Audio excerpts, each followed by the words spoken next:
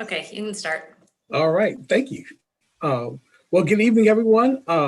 Welcome to our second Affordable Housing Equity Board meeting. So we're excited to get going. Again, thank you everyone for attending. We have a kind of a busy packed schedule. We've got some order of business to take care of, like adopting bylaws, but also establishing chairs, vice chairs, and all that fun stuff. So we do want to be efficient with our time. We also have some information in regards to the Hoke project and the affordable housing plan. So we wanted to introduce that project to you this evening, as well as talk about our non-discrimination ordinance and some of the opportunities that may lie ahead. So we're excited about moving that forward. So we'll kind of just jump into it. Our first part of the agenda, you all should have the agendas that was sent yesterday, but we'll start with really talking about our structure and really kind of nailing down our bylaws, but also moving after that to our elections, if you will, or appointments for our chair and vice chair. So we are a solidified group. So with that, Karen, we'll take that part of the presentation tonight. Yeah, I'm back to conclude, hopefully, the boring part of y'all's early agendas, which is the organizational component, which is important structurally going forward. And I'll say what I keep saying with staff is I hate that we have to do this virtually because it's so hard to form a group and the team that you're going to be in this space. So I can't wait for the future date when we can all be together in person. But really, there are three key things I'm hopeful that y'all can settle tonight. And then a fourth that's lingering out there that maybe can get figured out tonight and it can wait till the next meeting too. And the first is considering approval of the bylaws. It's important to get those set. And then once y'all are comfortable with them, the next step in that process is they would go to the town boards for the town board to approve. If y'all approve those tonight, it would likely be at the March 23rd board meeting. And then the selection of chair and vice chair we need to get done tonight so that Eugene has his folks to help set the agendas going forward, moving into that space. And then the fourth is the secretary, the minute taker and their action minutes. That's a key role. We can pitch in as staff, but I don't know how much y'all know about the town of Davidson. We are a small but mighty group of people. So any help that you all can share in that space would be greatly appreciated. But like I said, that doesn't have to get hashed out tonight. Y'all can reflect on that further beyond this evening. We have so much on the agenda. I don't want to belabor that. So the first thing is the bylaws. And I wanted to check to see if y'all had any questions, suggested edits, if you're comfortable with them as Eugene sent them back out. Jennifer, we did correct that one typo from our copy and paste error. So that's been done. And then as we're getting together, John did mention that maybe some clarity around what a quorum is and whether that includes or doesn't include the ex officio. So I'll pause there and see what you all want to do with that. And if it's helpful for me to bring them up on the screen to walk through one more time, I'm happy to do that as well. I think that would be helpful. I was just searching for mine to pull up and. Yep, give me just a moment. All right, can y'all see that? Yep. All right, so I'll scroll back up to the top. Sorry, I know that makes people dizzy. So here we are, basically your powers and duties in section A. It's really pulled directly out of the town board's strategic goal for equity and inclusion in affordable housing, that language. Election in terms of service. We talked about this last time. There's a staggering that's going to need to occur. I guess that's the fifth thing I need to talk about. So some self-selection about who does that first one-year term, and then they would be eligible for subsequent 2 appointments, the 2-year, the 3-year. The board has decided that they would like a standard across all their advisory boards that you would serve 2 terms and then you would rotate off for a full term. Just to make sure people have the opportunity to participate. I think that's a good governance thing. So that's in here.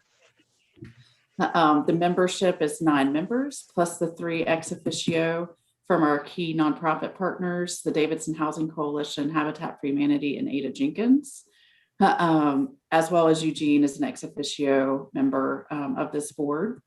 There are some attendance requirements. So if you attend fewer than 75% of the regular meetings, as well as the equity trainings that will start to roll out over the next several months, that could be a reason why you would forfeit your membership. That's important. You want people who are involved and engaged. You all have a very meaty plate of work ahead of you. So making sure you have good attendance is important. Some housekeeping things. If you can't be here, let Eugene know. Meeting times, they're Thursday. The fact that these agendas are published, these are public meetings, they're recorded, they're live streamed. That's really important as far as our goal for transparency and good governance in town. And then there's a order of business at regular meetings. Once we get the chair and the vice chair, y'all will get into that rhythm. The quorum. So the way it's written now, section E, and I'll see if I can highlight that, is that it is the current board membership plus one.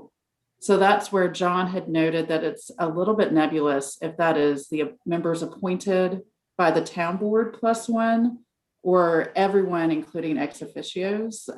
So however y'all want to clarify that one way or the other, if you want to let this stand the way it is, or if you want to put some more context there, that is your call.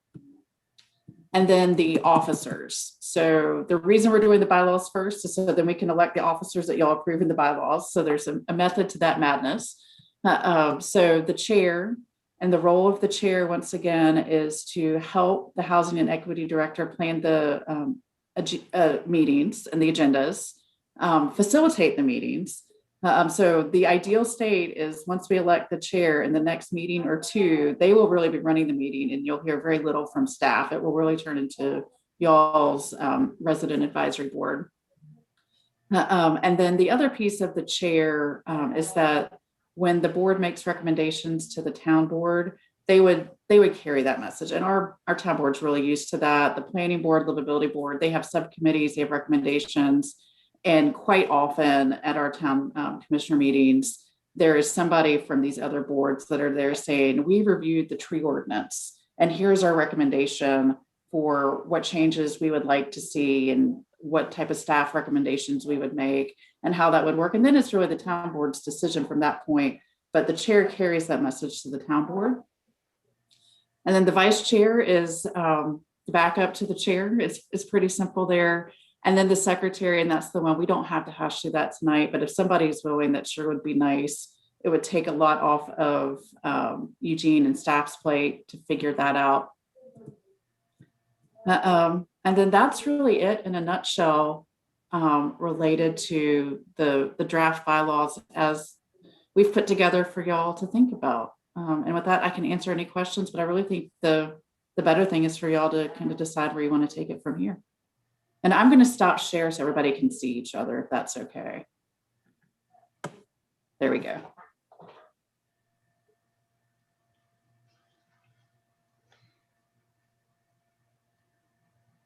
I guess really the first thing that you need us to cover is that clarification on the quorum and then a vote on the bylaws. That's correct. Someone would need to make a motion and then a second on whether you want to approve them or not. What do the other committees have as their quorum that have ex officio positions with them? So John, y'all are unique. And I think you are the only appointed board that has the ex officio members. So for the rest of them, it's straight appointed members of the advisory commission. So if you wanted to follow that model, that would be the tweak I would make, that it would be a quorum consists of half the members appointed by the town board plus one. And I think that that's a really good way to go. Motion made. Okay, sorry. If we can have just a little tiny bit of further discussion. So just point of clarification, those ex officio members have voting privileges though, right?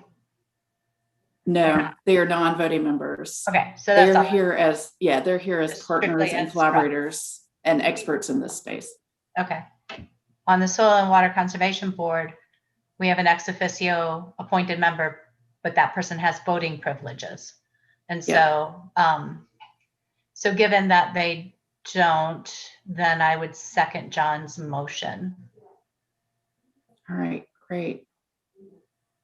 I think because we're not the town board and I don't think, Eugene, we need to do a roll call or anything, but if folks are comfortable with that, if y'all just raise your hand.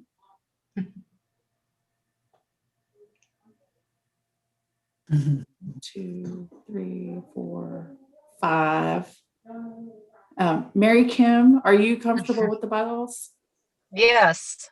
All right, Yes. so it's unanimous. Sorry, I'm not on video. Oh no, you're good. You're good. Okay.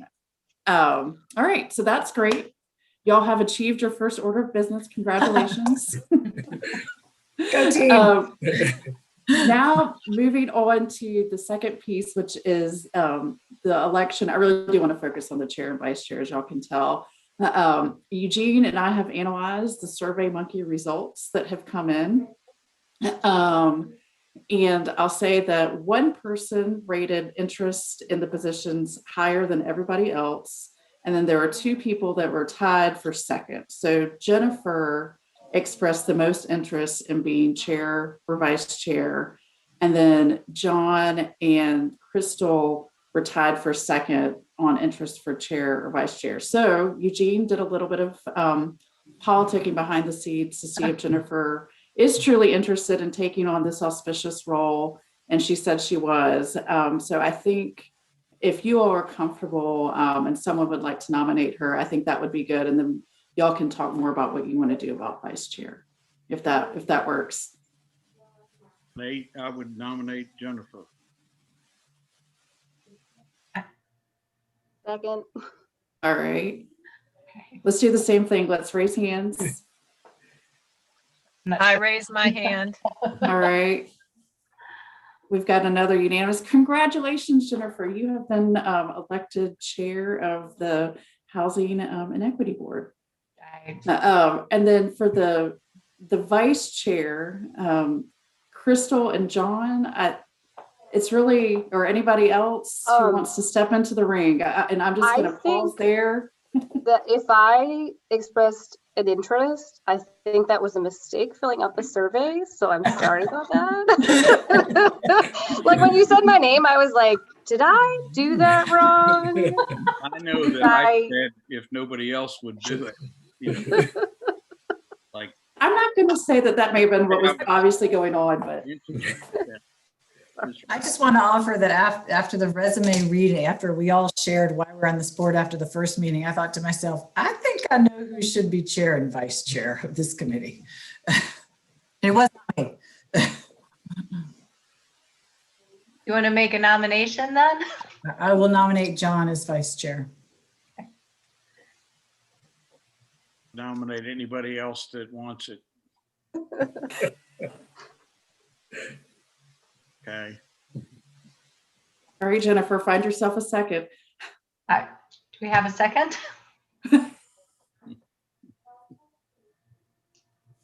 I will second. Okay, then all The tired mom who accidentally almost vice chair, but actually does not. Right. Very strategic move on your part. Right. Check that survey monkey. I don't even think I put anything down for vice chair. Are you comfortable though, John? Yeah, I could do it. Okay. I'm assuming that you're healthy and you're not going to be traveling. We'll make this smooth and seamless for you guys. So you guys are not alone. That's good. All right. I guess, am I stepping, like, am I? I'll do this for, I'll do Thank this. you. for Okay. You just seem so ready. I was like, oh, here we go. So if you all would like John to be vice chair, if you'll raise your hands.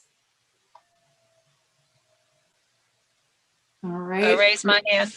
Very good, Mary Kim. All right, John, congratulations. You are the vice chair of the Housing and Equity Board.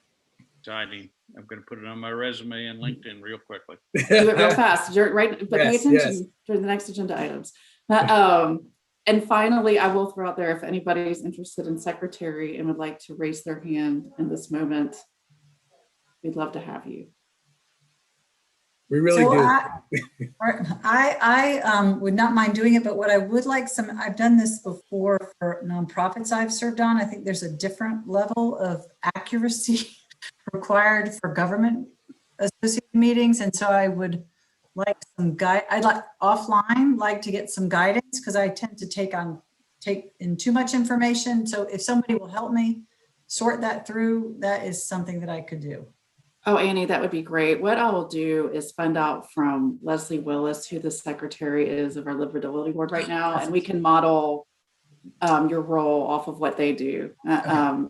So that would be great. And Betsy, I see her unmuting herself. Yeah, so I was going to say, I'm happy to chime in. Basically, it just needs to be enough information that if somebody was not present at the meeting, they understood what occurred. So it doesn't have to be verbatim. Okay. Not very vague either. Okay. Yeah, I can do that. And like I said, we'll get you some examples of Livability Board minutes. My husband used to be the secretary of the Livability Board, and he loved doing it. Good. He always said, like, whoever controls the minutes controls the meeting. So he was big on that job. I might need to take lessons from the master. I was like, there's a diabolical plan there, it sounds like. Well, now that Annie has expressed an interest, would anyone like to formally nominate her? I would like to nominate Annie Porges for the position of secretary. Second. Fantastic. All right, everybody in favor, raise your hand. I raise my hand. Great, excellent. Congratulations, Annie, and thank you. Thank you. Thank you, Jennifer. Thank you, John. Very excited that we have got this administrative organizational stuff out of the way. And Eugene, I'll turn it back over to you. Wow. Yeah. Karen. Quick question. I see Marianne Swan is showing but mute, and we haven't heard from her. Is she present?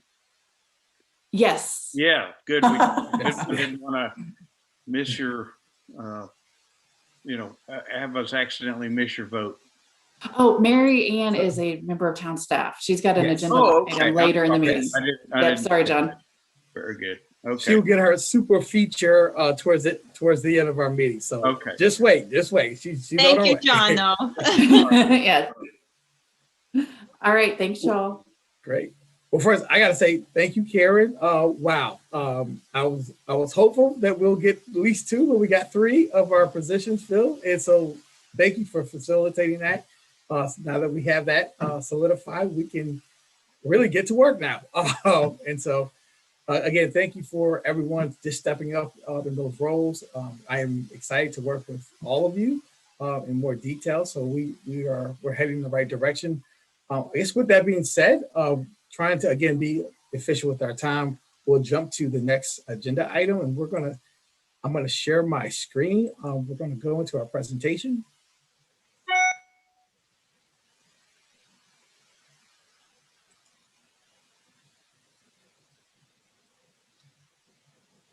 If my computer will do the right thing.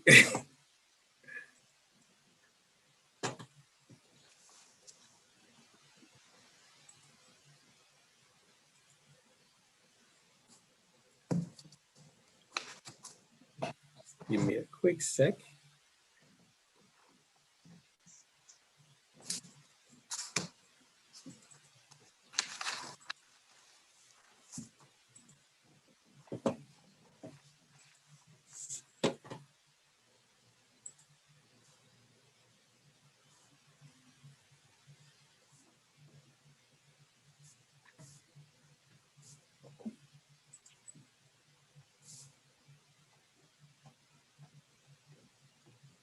Okay, here we go.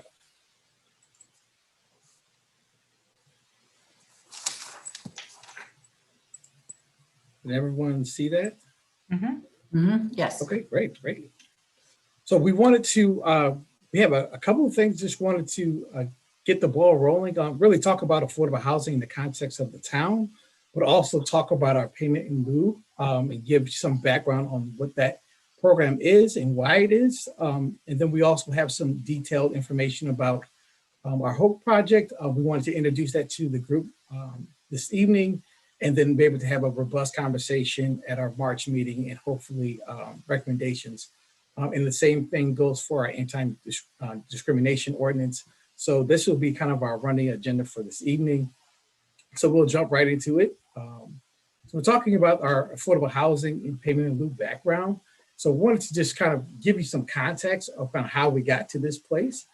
So around 2000, well, actually really starting in the late 1990s, we had a task force that was formed by the town to really address affordable housing. One of the issues, and kind of continue to persist, is the rising house prices, limited land.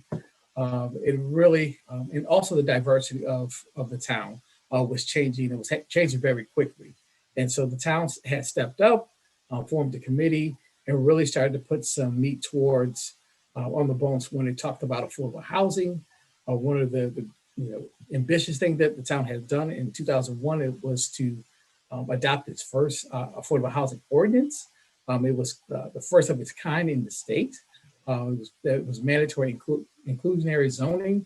Basically what that means is it allowed for every development to have at least 12.5% of its development dedicated to affordable housing. That was very ambitious, maybe not quite within the state rules, but this was something that the town felt it was a strong need for, and was really quite honestly forward thinking, being that early in 2001. We've seen this region kind of grow quickly in the last, quite honestly, 20 years, and they were one of the first to actually address affordable housing, and that's a really good thing. But through the course of the years, in 2014, it was challenged by a group to really challenge if the validity of a municipality allowing to essentially allow for affordable housing or mandatory that for each development. And so out of that, our town kind of responded and actually had a settlement which allowed developers to have a choice. One being either building the 12% requirement for their development or payment in lieu. And so through that process, the rules kind of changed. And so a lot of developers, quite honestly, started to use the payment in lieu fund to meet their requirements for affordable housing. So we saw a shift in that. So prior to 2015, we saw about 51 affordable housing units actually get built. So because it was mandatory and each development had its portion of that, we saw more units. And then 2015, when the deed in lieu, or when the payment in lieu was actually offered, we saw a little bit of a dip in what actually got built. And it actually, it obviously costs more to actually build a unit versus paying the fees. And developers typically will pay the fee because it's just a cheaper way to go. And so after 2015, we see about 39 affordable housing units get built. And so we do have several that's kind of on the docket and have been approved since then. So they're not necessarily in the ground at this point, but we have roughly about 8 to 10 units that should be moving forward. We'll actually be talking about a project after this to help set that context for that discussion. And so we're looking for opportunities and being creative how we work with developers, but also our community and our partners to get affordable housing. With the payment in lieu, we've actually received about 2.5 million since inception. So these are developers actually paying into that fund. Out of that, we spend about $1.7 million. And that kind of goes across our affordable housing program, from our down payment assistance program, our partnership with Habitat and our critical home repair program, as well as acquiring properties throughout the years. And so our remaining balance is about $734,000. And so that continues to evolve as new projects come on and developers select that option to pay. This is a steady revenue stream, but it's not a predictable one.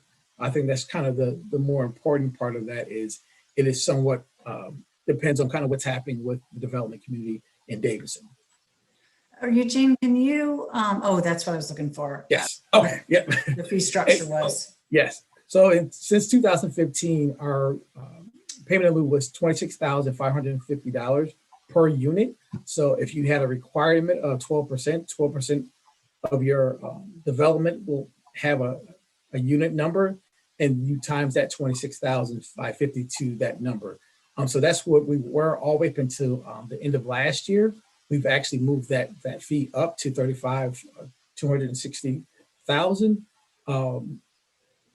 And so our goal is to, as prices do rise and construction costs go up, we want to make sure we're keeping up with that. And so a part of the ordinance that was adopted in 2015, every few years we will reevaluate that number, and this group will actually do that work. So this will be something that we'll revisit in the coming years.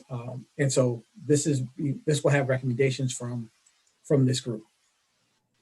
And so with all of that being said, there's approximately about 273 units that actually got built from our development community to date, from basically 2001 to where we stand today.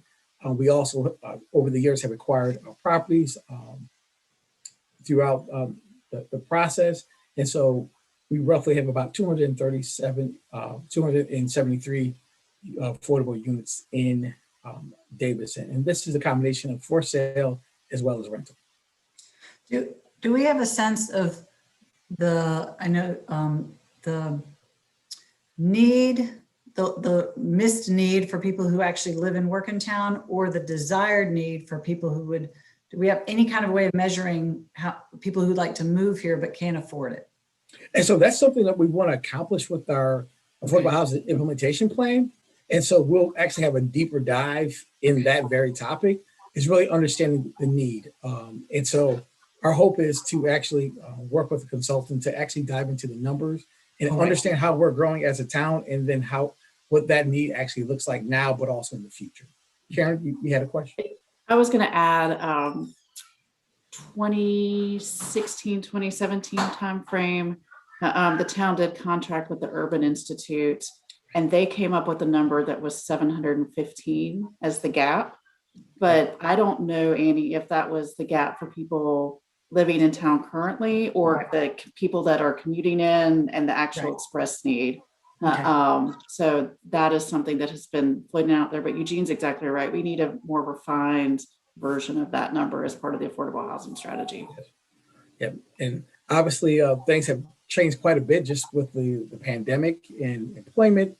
Those numbers will obviously reflect what's been going on the last couple of years. So once we have a consultant on board and be able to dive deeper, we'll have a very clear vision of what our goal is and how we get there.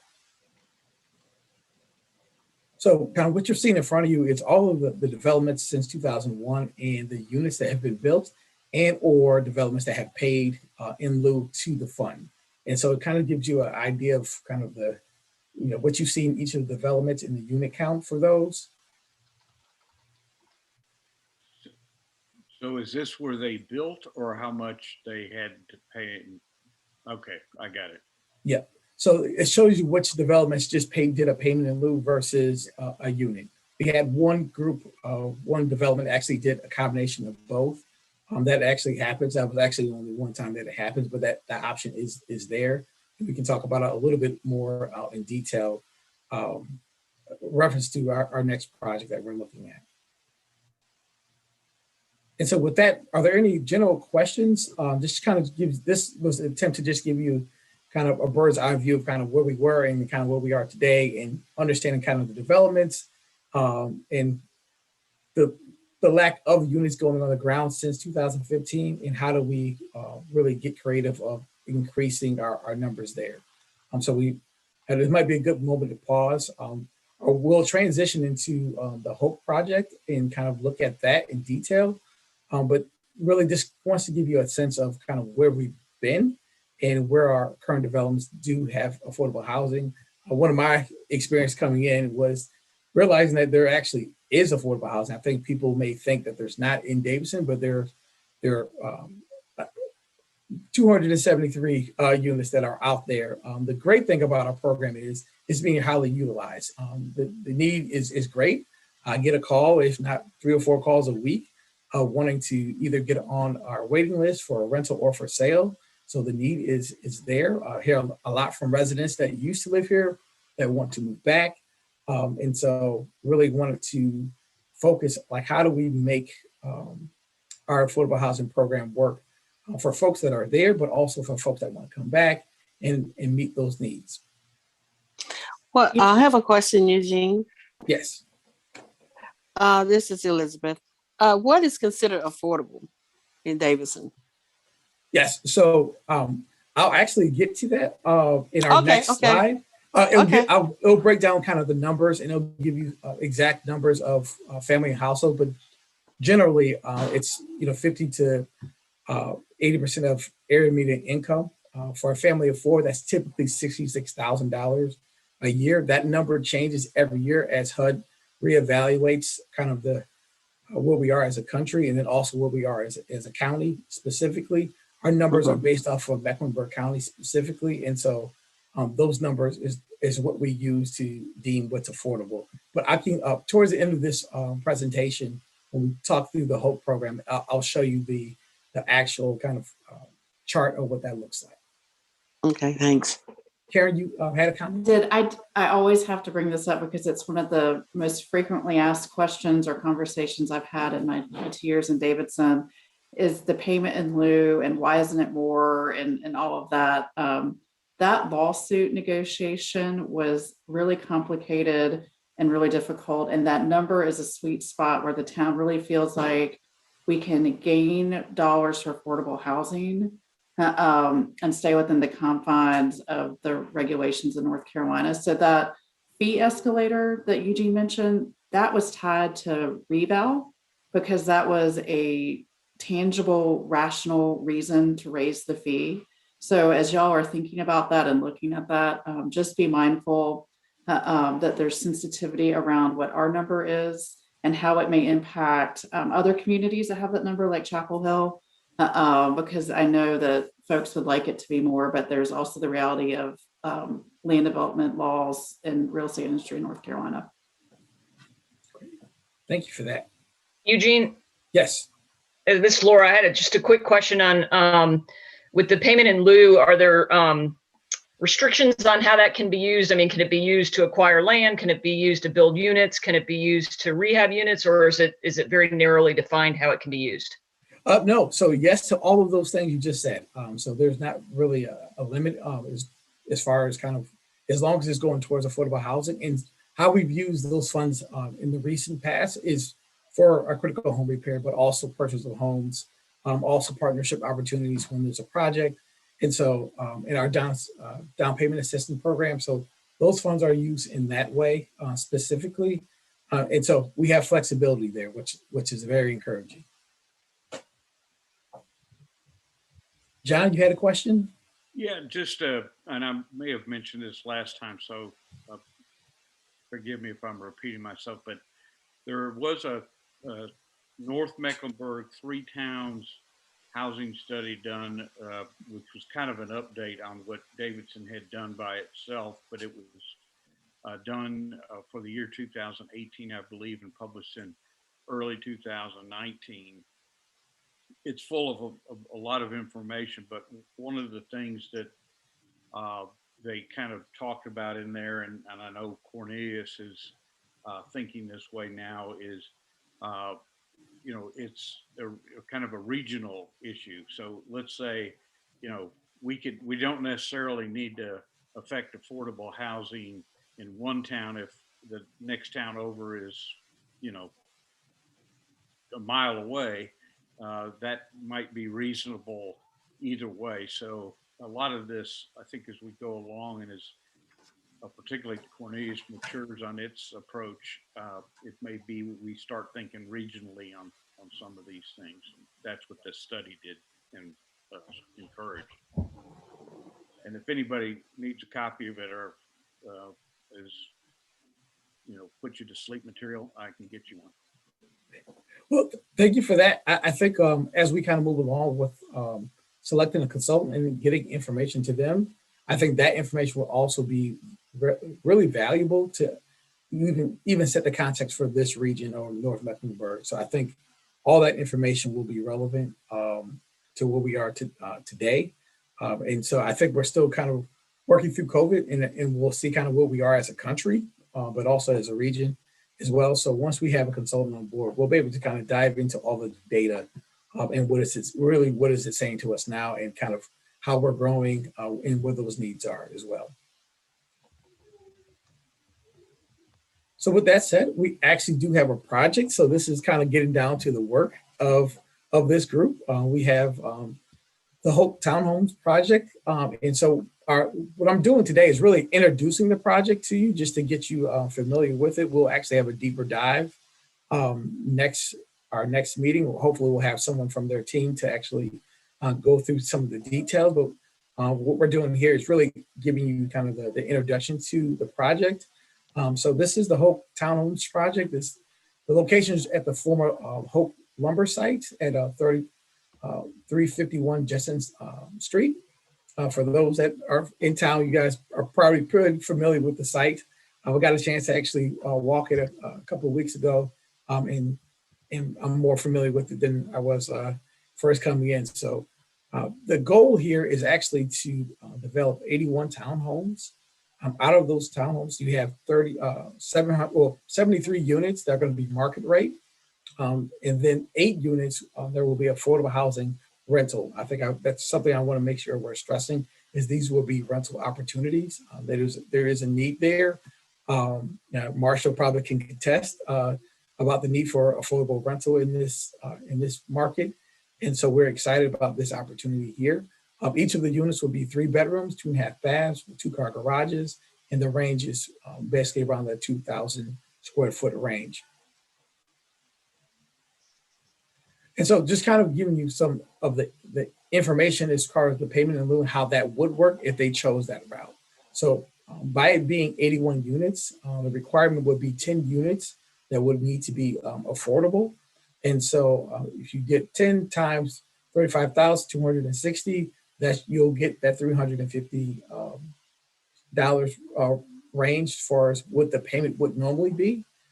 So one thing I would want to stress is that cost is minimum to what you can get built.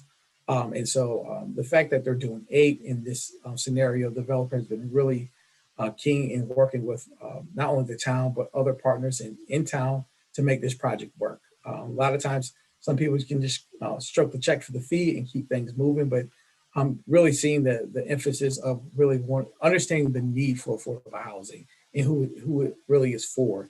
I think there's kind of a great awakening now, not just in our town, but kind of across the country, that affordable housing is a real need, and it leads to a lot of things that affect our society. And so it's good that we have a willing developer to be creative, quite honestly, and to make this project work in the way that we hope, but also having partners at the table.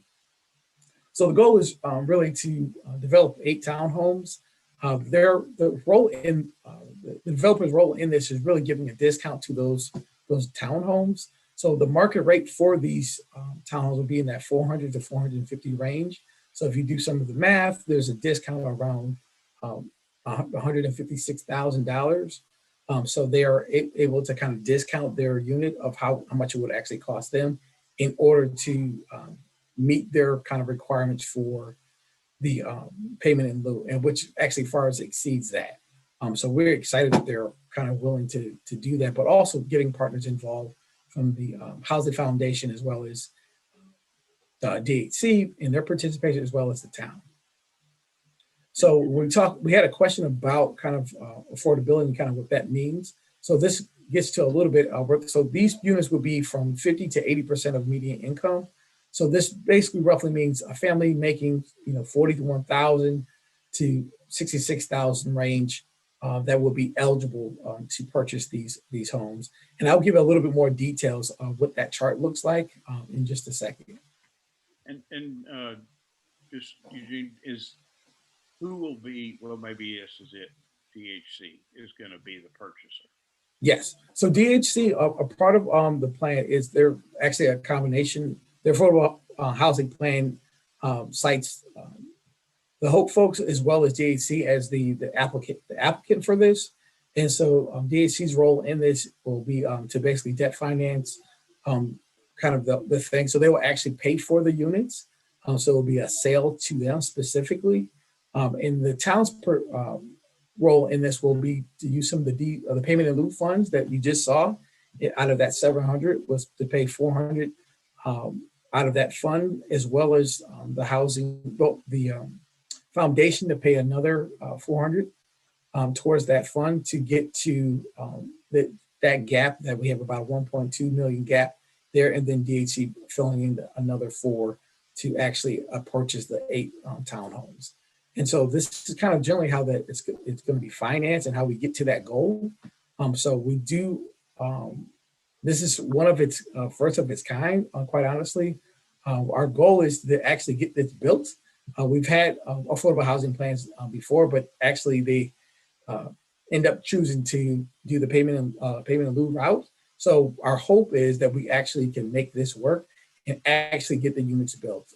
So we're excited about this opportunity, and all the players are at the table. I think the town has a role, and some of our not-for-profit groups have a role in this. So we really do think this is something that is feasible and makes sense for all parties involved.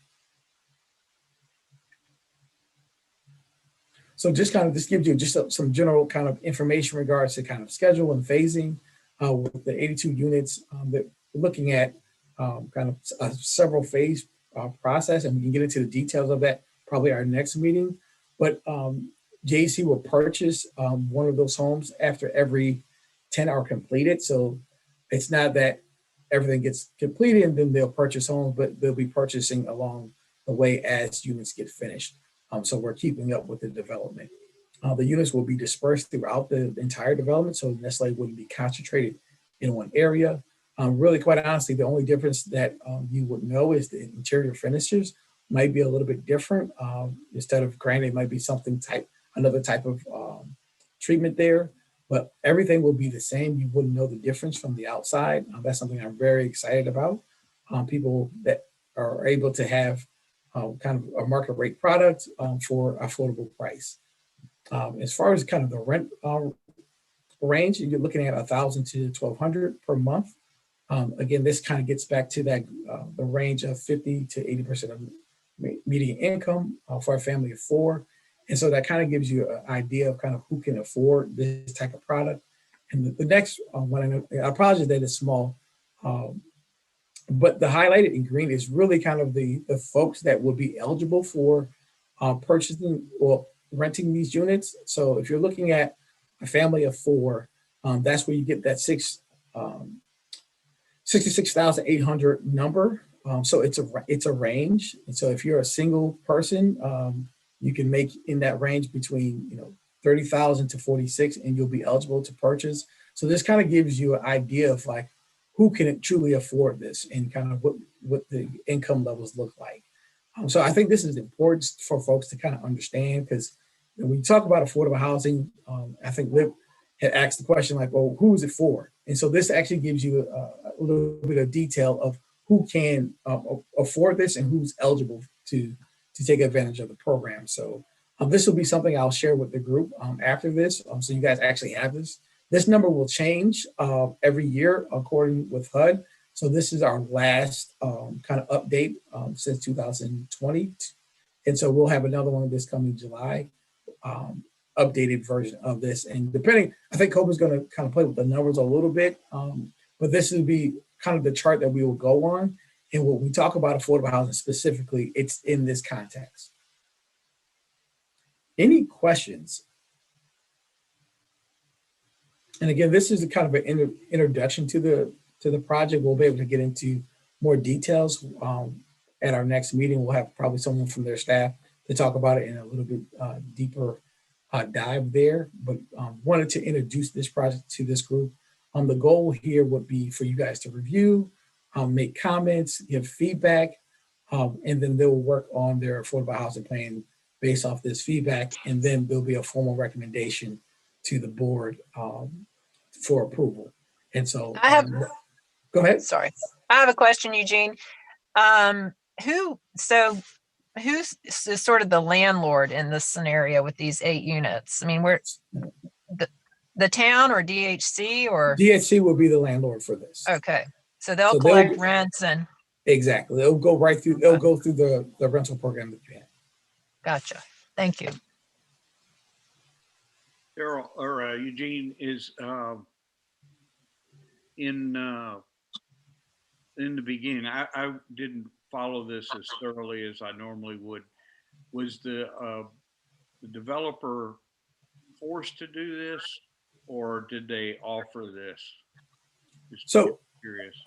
there are a lot of folks that want to make sure this works. Originally, they were proposing 5 units.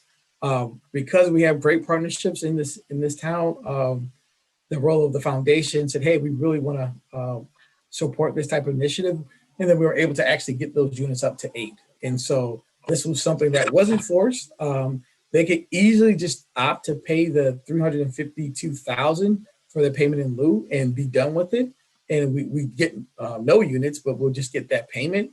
I think as we look at this, we want to look at the cost benefits of our participation as a town, other partners, but also at the end of the day, if they chose not to do the units, what would they end up getting or giving? And so I'm excited that this developer has been very, very in tune of our needs as a town and our efforts to get more affordable units on the ground, and seeing all the partnerships that have come together in the last several months to make this work. So, Right. Yeah, and I'll add to that, John, because this is slightly before Eugene got here. I believe this developer was just planning to do the payment in lieu check and be done with it.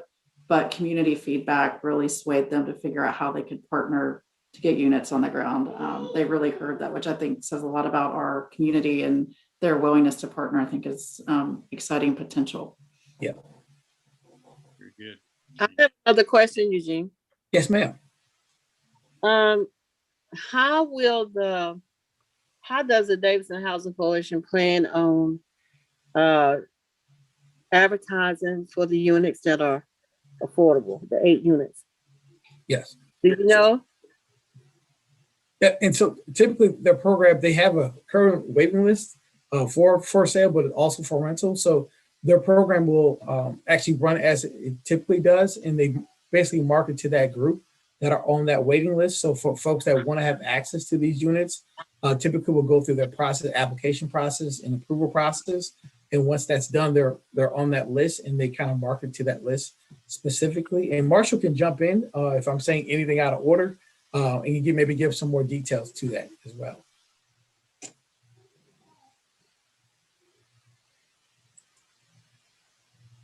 And I think she had another meeting, so she had to leave. But basically the program would run through DHC, and it'll be marketed to that waiting list that they currently have. Oh, okay. Any other questions? Again, we'll get into more detail at our next meeting, and what I'll do is send out the actual draft affordable housing plan that was sent to us a couple of days ago, and so you guys will be able to actually look at that in a little bit more detail. So you'll be ready for our next meeting to talk about any specifics of that. But we're excited to kind of get to this point. We know when it's in the developer world, timing is everything. I do think we have the right folks at the table, and I do feel like we're heading in the right direction when it comes to getting units on the ground.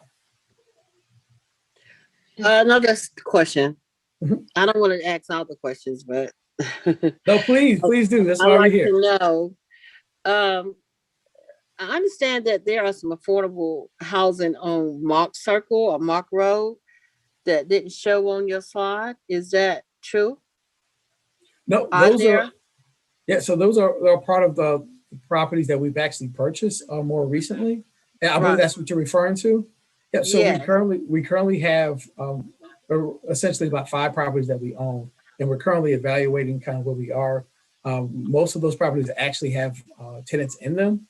We thought it was wise not to evict anyone during this time, during COVID. And so we wanted to be good stewards of kind of the properties, and they also need some repairs. So we're actually working through that with the the company that are managing those properties for us. And so my hope is that we'll be able to evaluate those a little bit in depth and understand kind of what will be the high and best use for those properties that we currently have. And then hopefully get those things back on, well, officially in our program from our affordable housing program. So we do have those, and we're working on those, but we currently have tenants for most of those properties, other than 2. Okay, that was my question next. I know that of 2 that are not does not have tenants in it. They're not being utilized. So I've reason why I asked that question, I've had several people to inquire about those 2 homes. Yes. And so those need a little bit of work. We want to make sure whatever we do with those properties, if it's for sale or for rental, we want to make sure they're in good shape. And so we have actually had several folks in it to kind of evaluate the property and kind of have a work list of some of the work that needs to be done there. So we'll be moving forward with some of those work items in the coming weeks. And then from there, we'll be able to help evaluate kind of what we want to do with those. I think this group will also weigh heavily on kind of our thought process there. In a perfect world, we would have had an affordable housing implementation plan by now, and that would have rolled right into kind of the thought and thinking of how we want to do affordable housing. But I do think this is the opportunity for this group to make a recommendation of kind of what we see fit best. So I think that's something that this group will talk through as well. Okay, I just know that I didn't see them listed, and they also will be managed. I mean, the landlord will be Davidson Housing Coalition. That's something that we will have to kind of work through and see what actually makes sense. If it's a product that may be for sale, it may be a product that needs to be for rental. We'll look at all of that and then come up with the best solution there. And this group will be a part of that process. Okay, thanks. Yeah, I have a question, Eugene, Yes. and I apologize if this is information that you've already shared and my children suck the energy out of me. As far as need for units, I mean, I'm personally, as someone who has a family, really excited about this Hoke project because I'm guessing that the units that are already in the program, it feels to me based on the ones I know about are kind of 1 and 2 bedroom. Is that true? Like what is the breakdown of the units already in the program? Is there more of a need for like more units that can accommodate a family? Yeah, so we have, Karen had mentioned earlier about kind of the housing study, and it kind of looked at the unit total around that several hundred gap. I think what we will do is look into detail of kind of what the need is for each of those ranges. Historically, the 1 and bedrooms are typically the highest demand because of the American house size that we currently see, but we want to be a little bit more specific than that when we have our implementation plan that tell us exactly how many units or percentages that we need in each of those categories. So that will be our goal. So did I answer your question, or does that answer your question? Again, I am interested. I know that we still need to sort of suss out the details of what exactly that gap is, wants versus needs and all that. But I guess what I'm really curious about is the existing units that are already in the program. Like if they're mostly 1 bedroom units or 2 bedrooms, or if there are some 3 bedrooms. Yes, and there's some across the board. I can actually give you those details for each of those units of kind of where we've gone and where we are now. So that's something we can actually get to that group and provide more information. Cool. Not so much a question as a, I don't know, a pondering, maybe as a question. So we're looking right now at this, at the Hoke project, which is kind of a granular detail. And if we pull back out and we think of this Hoke project in context of, what you're talking about, the 713 need, but not just in terms of construction, but then in all of the components that go around it, because this is affordable housing, equity, inclusion. And so do we have existing, Eugene, through the work that you've done already, through any of the other board members who are really steeped in this, do we have a framework for looking at all of the elements that are immediately, tangent to construction, but then also like, okay, what are we doing when these projects come in? In terms of equity, you've got the construction impact, you've got the potential for local skills and building capacity that way, and you've got the there's a whole slew that you could unpack that go around every single project that would be attached to affordable housing. So I guess my question is, as a board, are there people already here that have some familiarity with that concept? And do we have a framework? Are we thinking about a framework that would give us a chance to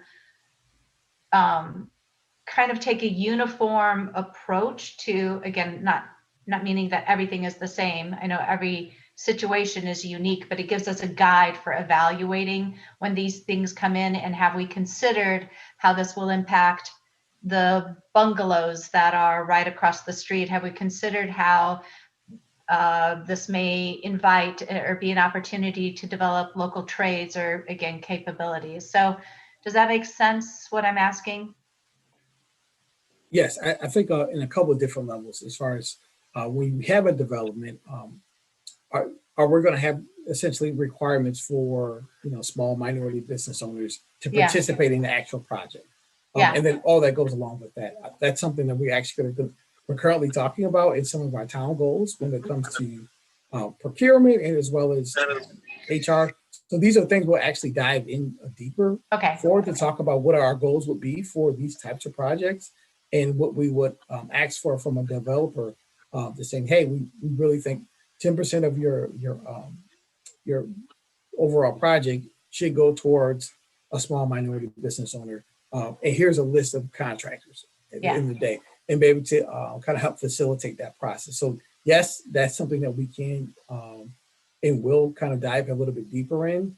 And I guess your other kind of point was kind of just context of development, how that correlates with other properties surrounding it. I think so. I think it's more about sustainable and resilient development, because that ties into, that very much impacts issues of equity and social justice. So so it's all part of a big tangled package, I guess. And I think as we kind of move along this continuum, I think we're going to get smarter and more creative of how we ask for from the development community. And so I think that's another thing that we can absolutely understand a little bit more, but also kind of make it something that we can ask for and or evaluate when folks come to us that want to do development and want to participate in our program. Okay, but right now we don't, so we will be able to craft, if you will, so create something like that, so that there's a defined, which will be helpful to developers then. We're not asking them to imagine. We can say like, okay, we're not telling you how, but we're just telling you the what's. Yes. That's the good thing of where we are right now. We are in the beginning. And so this is an opportunity for us to create the world that as we see it. And so I think that's one of the things I'm excited about this group is we're in the beginning phases of a lot of this, and we get to create together what makes sense. Karen, do you have a comment? No, I was just going to say that's exactly the type of feedback related to MWSBE construction that I think would be helpful for this group as part of if you decide you want to recommend that the town participate in getting these units built. They say, oh, but we'd also like you to strive for this goal as part of our partnership, as y'all work through. I think that's the type of thing that the feedback from y'all will be really valuable. Great. And with that, if there's no more questions, we'll move kind of to our next segment is our anti-discrimination. And we wanted to kind of just set some context of kind of the issue. And we have our newest town attorney, Mary Ann Swan, to kind of help us through that. And so with that, I'll kick it over to Mary. I've enjoyed listening to your presentation, Jean, and my presentation will be brief because it's really just a way to kind of kick off a new project for you all, and kind of springboarding off what Jean said as far as this is, a new group and you're able to kind of create and use your experience and in order to write some recommendations for an anti-discrimination or a non-discrimination ordinance. There's been some changes in the state law that are now giving the authority back to municipalities to pass such ordinances, and they mainly are relating to protections for public accommodations, transportation, housing, and some towns have actually had contracting as part of their non-discrimination clauses. What we're looking at right now is for you all to really focus on what you want your definition of who is protected and what is protected by the non-discrimination ordinance, such as religious beliefs, gender, pregnancy, veterans, hairstyles. All of those have been used in other ordinances that I have looked at that have been passed by Durham, Chapel Hill, Carrboro, Hillsborough, and Orange County. And each one is a little different. So your challenge is to just come up with what you think is tailored best to Davidson. And that's what's exciting about it, because you get to basically figure out what you think is important for your town to have. The second area that you'll need to write a definition or talk about would be, how are these protections going to be directed? Do you want it to happen with public accommodations, transportation? Do you want it to affect housing? And do you want it to affect contracting? Kind of to segue into what we talked about as far as procurement. One ordinance that I looked at actually said the town will not do business with anyone who has violated these discrimination ordinances, which was a very interesting way to go about the non-discrimination process and might be something you all want to look at. The third area that you're going to need to make a recommendation on would be, how do you think that the town should enforce non-discrimination ordinance? Some towns have decided to impose a misdemeanor, the $500 misdemeanor that is charged in other violations of the ordinance. Some towns have decided to use a board of review or a commission that would look at the violations and actually act as kind of like a judge and have the commissioner, this commissioner board review them and decide whether or not they're valid. Some towns have used a mediator approach. So if there's a violation, you could work with the party and try to mediate. And some of them have imposed just a civil forfeiture, which would be similar to a ticket. So one thing that I can help you with as we get closer to what you want your recommendation to be is that, and you all probably know this, that you have a housing committee, a review committee for anti-discrimination, and you could use something similar to that because that's already part of our ordinances. So I'm just recommending that at a later date when Jean feels it appropriate, if you all want to either have a smaller committee or if you want to do this in a work group, that if you focus on those three main areas, then I can use that and put it into a framework that can be recommended to the commissioners. So that's all I have, Jean. Do we have a timeline by which we want to accomplish this? The town's really interested in getting this moving forward.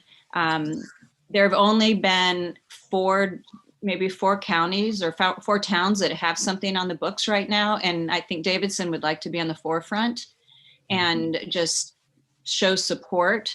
And so I would say if we were able to do something, in the next month or so, as far as getting those definitions nailed down. So if you're talking in advance of the next meeting to have the definitions of who is protected, how are those protections developed, and how would we enforce those? Prior to the March board meeting, that's the goal. Yeah, and so I think you have two options. You can have a subcommittee to actually talk through those, or at our next meeting, be prepared to kind of spend a lot of our time to talk through each of those issues or items, and then make a formal recommendation to the board if the group feels comfortable at that time. So I think we have kind of two options. You can, from kind of a subcommittee, talk about that between now and the next meeting, and then be ready to recommend to the group, and then recommend to the board, or kind of talk through each of these kind of items as this board at our next meeting in a little bit more depth, and then hopefully we're able to have some type of formal recommendation to our larger board to be approved. We form a subcommittee. Does Mary Ann need to be involved from the perspective that we're not going off the rails? Yes, I would say so. Happy to. I would be happy to. Nice to work with you all. And I've gone through the ordinances that have passed and showed, the differences and maybe the areas that I think are strong, and maybe some things we want to think about, and you all make those decisions. But I'd be very happy to work with you all, I guess, with this Hollywood Square type of arrangement. Or a large boardroom, I don't care. Yeah. I'm just going to suggest, having seen how stuff like this goes often, that maybe we would have, however you guys want to do it, the work groups, whatever, but that March gives us a chance, because that would be the first time then that the subcommittee would be presenting to the entire group. And that's a lot. It's important, I guess, to give it due process and consideration. And so I think that if we could have a review ready by March and a recommendation targeted for April, I personally would feel a little more comfortable with that kind of a timeline. I don't know what anyone else's thoughts are. I'd welcome I it. agree. Yeah, I would agree. Okay. Great. Okay. And I have some information that I can send off to all of you or some of you as far as a review of the other ordinances that have passed. So thank you, Jean. Thank you. Oh, go ahead. I was saying, do we want to kind of develop a subcommittee now for maybe, and then we can kind of get that ball rolling, and then help kind of coordinate meetings in between now and March? I would volunteer to be on a subcommittee. Okay. I would do that too. Okay. I'll volunteer. Is that the way that everyone wants to go? Would be maybe is everyone comfortable with a subcommittee then developing something and presenting it at the March? Okay.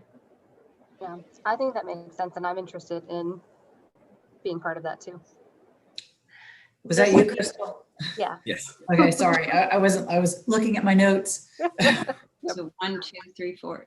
A quick We can't question. have a quorum though, so we can't have a quorum. So we're Right. That was my question, is like, do we run the danger of a quorum if we have too many volunteers? So what is that cutoff limit? So if it's 9+1, our subcommittee membership is capped at what, at 4 or 5? 4?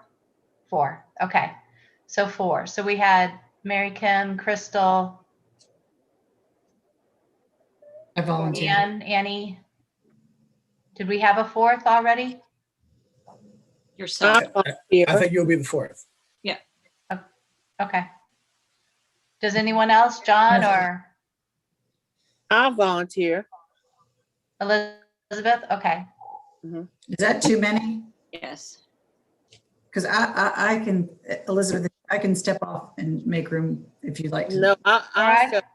I'll step off. I can step off. You doing double dutch with us? In and out. I will step off because I would rather, I think Annie, you had already expressed, and Elizabeth, so that would be Mary Kim, Elizabeth, Annie, and Crystal. Great. Okay.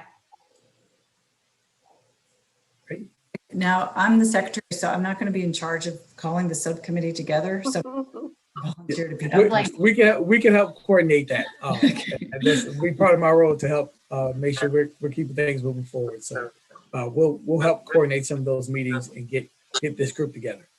Great. But Marion, I think the sooner you can share that information, better, if you don't mind. I'll send it out tomorrow. All right. Any more questions with that? I know we're kind of getting a little past, getting closer to that hour and a half. We just had a couple more quick announcements and then we'll be able to wrap up. But any more questions for Mary or about that process? Okay. If not, I'm gonna share my screen again.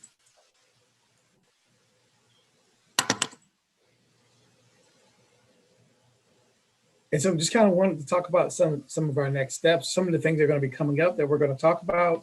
Obviously, we're going to be talking about the Affordable Housing Subcommittee. Currently, we've had one submission for our RFPs. I think due to COVID, the holidays, some of the political climates that we've been in the last couple of months, just consultants are just busy and a lot of things are just going on. We've reached out to several more over the last couple of weeks to solicit other opportunities for them. And so we look to hopefully have kind of a package of folks to select from hopefully the next month or so. So we'll also look to form another subcommittee for that. I do have information from our surveys that for those that want to serve on that. I'll also reach out once we have a good group of RFPs to review, we'll bring that committee together as well. Again, for next meeting, we'll talk more in depth about the Hoke project. We'll help get some of their staff to actually talk through some of the details there. But also we'll be working on our trainings. You'll be seeing some dates come up for me probably in the next week or so for REI training. And so we want to make sure we get that on your calendar, as well as obviously we just discussed as a subcommittee for the non-discrimination ordinance, and we'll work on that in that time frame. And then also we'll get a chance, if not this next meeting, on the following to talk about our procurement and human resource opportunities, putting that equity lens on that. So those will be kind of some of our things that we'll do next meeting, but also things we'll maybe bleed into our April meeting as well. One other thing, Eugene, and back to the boring. Y'all be thinking about if you want to do the 1 year, 2 year, 3 year out of the gate. And maybe Eugene, you can send another survey around that. So anyway, don't want to lose sight about that. So we're in a bad spot come nominating time. Great point. Great point. I'll send out a survey monkey to each of you guys, and you guys can give us feedback of what you feel is appropriate for your time to serve. So you'll see that as well. And last but not least, this is kind of hot off the press. We actually have gotten information from our folks, county folks, about warming hearts and homes. This is some of the federal dollars that have been coming down the line to help people with rental assistance. Well, this is actually more specific to heating bills for the wintertime. And so there's a number to call there, but we just wanted to make folks aware. We do have flyers that we can distribute for those that actually need assistance when it comes to heating bills. We know that we're in a cold spell. Today was mighty cold, reminding me of home.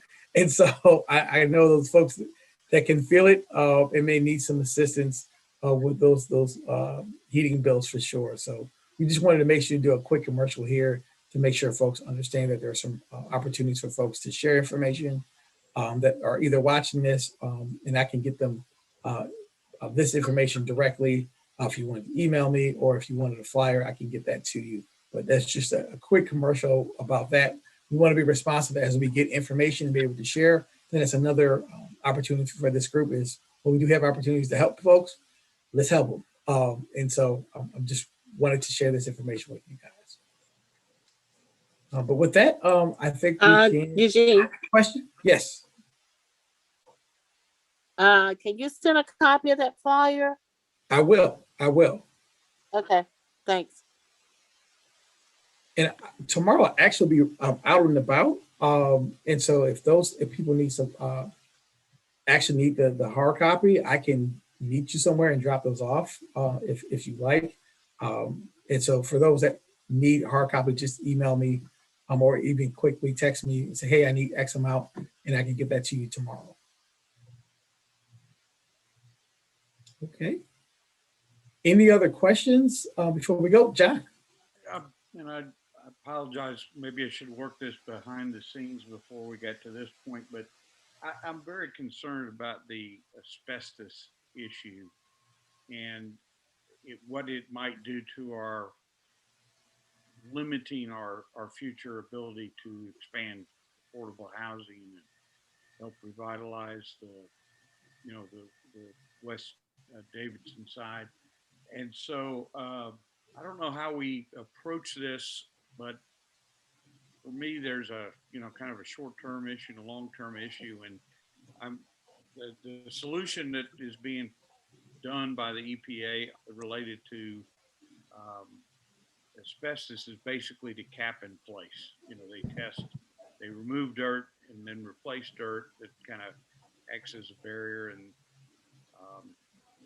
and so in a couple of years, if the West Davidson citizens wanted to do something with their neighborhood that was more involved than just repairing homes, or you'd have to disturb the asbestos again. And so the solution that's being pursued is not one that is going to be future development friendly. And I don't know if there's a way we can deal with that now or get a commitment to deal with it in the future when redevelopment occurs. It could, make it prohibitive to redevelop a community that is justifiably seeking help in that regard. So I just toss that out as I think it's a future housing issue or a future housing limitation that is being decided right now based on what they're doing. Yeah. And go ahead, Karen. Yeah, let me jump in on that one real fast, Eugene, because you're exactly right, John. It's going to be an ongoing issue that's with us just because of the nature of the contaminant and it's in the soil.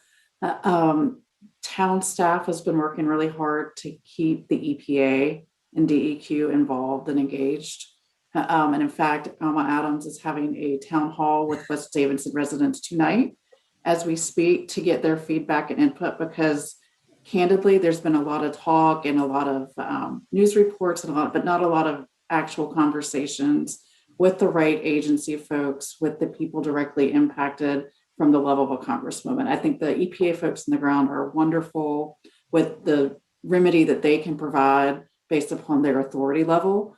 But so I wholeheartedly agree it's something that we need to keep an eye on. And there's been a lot of conversations happening behind the scenes to make sure it stays on the appropriate radars. Yeah.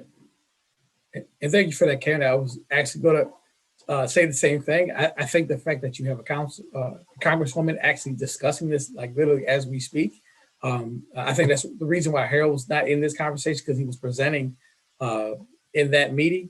And so the fact that we have elected officials at some of the highest levels is important. When we talk about long-term and redevelopment, absolutely funding is an issue, and make sure that those opportunities when there's time to redevelop, understand that may be a cost, additional cost to develop those sites. And then where's that funding come from, quite honestly? And so I think that's going to play a role in this group of when we talk about development and affordable housing and cost and funding sources. I think these are things that we're going to be able to dive deeper in and really look at what our opportunities are. If we're talking about our payment in lieu funds and knowing the limitations there, what are other opportunities to fund affordable housing, and knowing, particularly in this particular neighborhood, it might be a higher cost to do that than normal. And so those are all great points. And I know we had a chance to kind of just talk a little bit before the last couple of weeks about that. And I'll bring some of our staff folks on that, but I do think that's something that we always have to consider.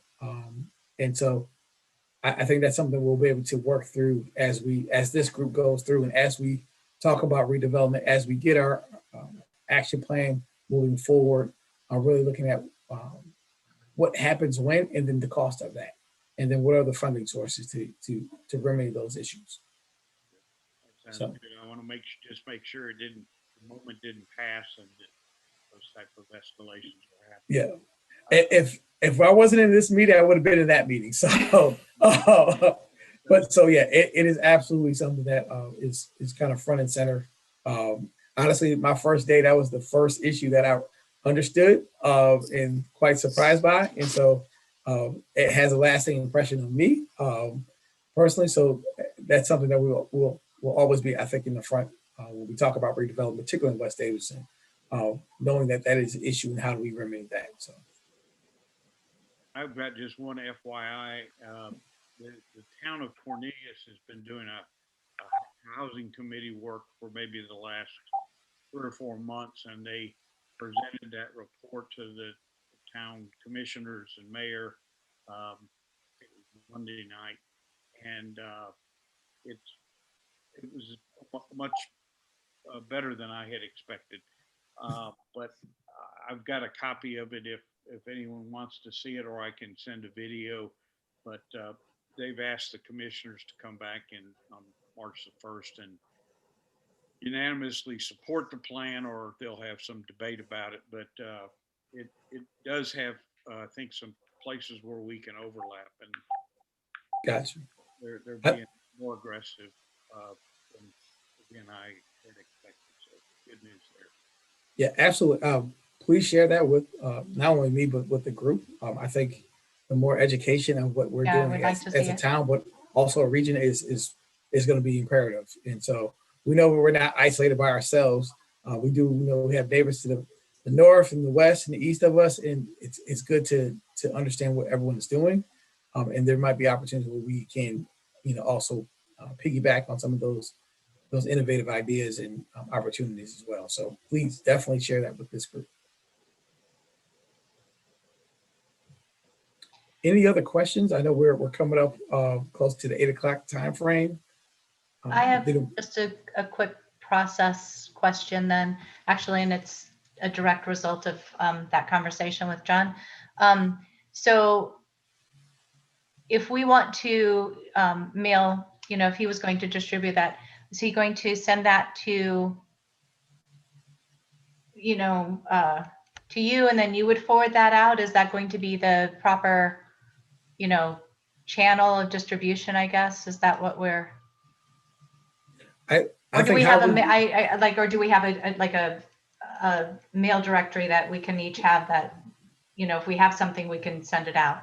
Yes, I can definitely provide that to the group. Don't necessarily have to be the stop all be all. If folks have things that they want to share, I'll email you kind of the email list of this group, so everyone has each other's contact information, and you guys can go and communicate as you see fit. I think in normal circumstances, we would be together, and your committees will actually see each other and communicate. So I know that we're kind of currently in the virtual thing, but knowing hopefully one day soon that we actually be able to talk to one another face to face, and we want that interaction between you guys. So as of right now, absolutely, please feel free to share with one another. I'll provide that information to this group so you guys have each other's information. Great, thank you. We have 2 minutes. I have one more question, apparently.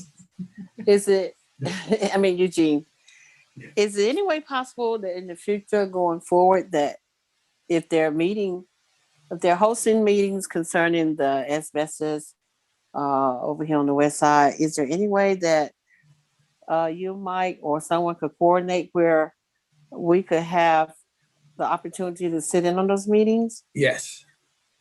Yeah, I think, I'm not sure exactly when Congressman Adams' meeting got set, but this is kind of a standing time for us, and we can kind of talk about if there are important meetings that come up. The flexibility for us, I think we have some ability to fluctuate if there's kind of a pressing meeting like tonight, I think we should be able to be flexible in that. I think we were able to do that. If I'm wrong, Karen, correct me if I'm wrong. If we're able to shift meetings as we need to. I believe so. I just don't know how much notice we have to give. So we can check with Betsy and find that out. Videotape, I've been in a couple of her meetings and I haven't really noticed if there was any recording going on, but is this the kind of meeting that would have a video recorded version or an audio recorded version? Do you think? Are you referring to Congressman Adams' meeting? Yeah. That I don't know. I know it is obviously in Zoom format, but I'm not sure kind of her folks how the recording. I imagine they probably will, just because it's in a Zoom format. It's just easier to record when you have that. That's my assumption, but I don't have the details on that. My plan is actually to talk with Harold, if not tomorrow or the next day, to kind of share information because he wasn't in this one and I wasn't in that one, so we're able to kind of understand what happened there and what happened here. And I can ask him the details of kind of was it recorded and where we can find it, and then share that with the group as well. Great, thanks. Thank you. Okay. Any more questions?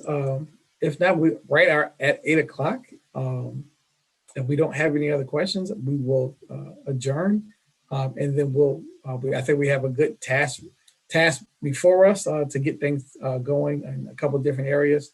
But with that, I will say thank you for attending tonight, and thank you for your participation in stepping up in the roles of chair and vice chair and secretary. We really do appreciate that. And so we look forward to seeing you guys next month. All right.